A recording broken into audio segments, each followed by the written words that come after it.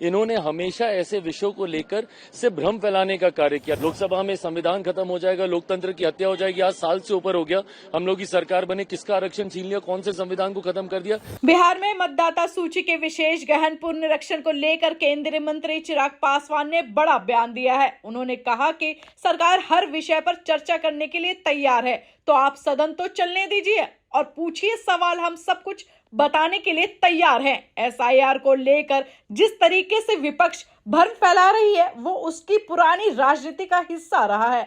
हम भी उसी राज्य से हैं और हमारे लोग भी वहां हैं। ऐसा भ्रम फैलाना और शिकायत करना, यही लोग शिकायत भी करते हैं।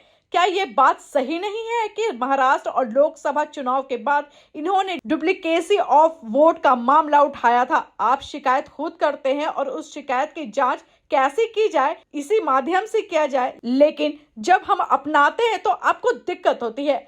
आगे क्या कुछ कहा चिराग पासवान ने, आइए आप भी सुनिए।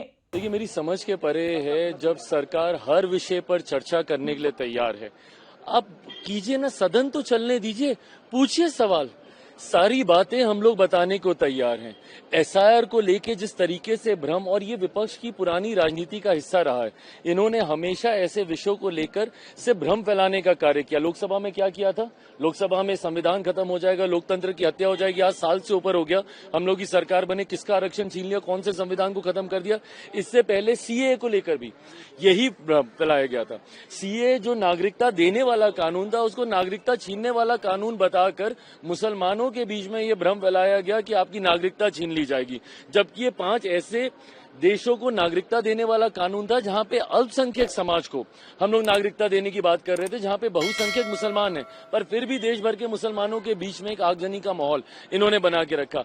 अब वही भ्रम फिर से एसआईआर को लेकर ये लोग फैलाना चाह रहे हैं। भाई, हम लोग भी उसी राज्य से आते हैं, बिहार में, जहां पे सबसे पहले ये हो रहा है, क्योंकि चुनाव अभी 3 महीने के बाद होने वाले हैं। वहां पे हम लोग के भी लोग हैं। भाई, अगर कोई ऐसा विषय आता है, किसी के डॉक्यूमेंटेशन में दिक्कत है, ये लोग जमीन पर तो जाते नहीं है विपक्ष के लोग। भाई, एक पुरानी एक परंपरा रही है, अगर ये लोग अपने बीएलओ अपॉइंट कर रहे हैं तो हर राजनीतिक दल के पास एक अपना बीएलए भी होता है। हम लोग के भी बूथ लेवल एजेंट होते हैं, वो जाते हैं, वो कागज पत्री में हर चीज में मदद करते हैं अगर कोई ऐसा विषय आता है। पर सिर्फ भ्रम फैलाना कि नागरिकता छीन ली जाएगी तो आपको डिस्क्वालीफाई कर दिया जाएगा, शिकायत कौन करता है? शिकायत भी तो आप ही करते हैं ना। क्या ये बात सही नहीं है कि महाराष्ट्र के चुनाव के बाद, लोकसभा के चुनाव के बाद इन लोगों ने जाके डुप्लीकेसी ऑफ वोट का इन्होंने मामला उठाया था? राहुल जी की पार्टी ने, कांग्रेस की तरफ से किया गया था कि वोट की डुप्लीकेसी हो रही है। अब एक आप शिकायत आप खुद करते हैं, उस शिकायत को रेक्टिफाई कैसे किया जा सकता है? इसी माध्यम से किया जा सकता है ना, एसआईआर के माध्यम से। बट जब इस माध्यम को हम लोग अपनाते हैं तो उसमें भी आपको शिकायत, चिट भी आपकी, पट भी आपकी, ऐसे नहीं चलेगा ना। फिलहाल इस रिपोर्ट में इतना ही। Bureau report, TV7 Bharat.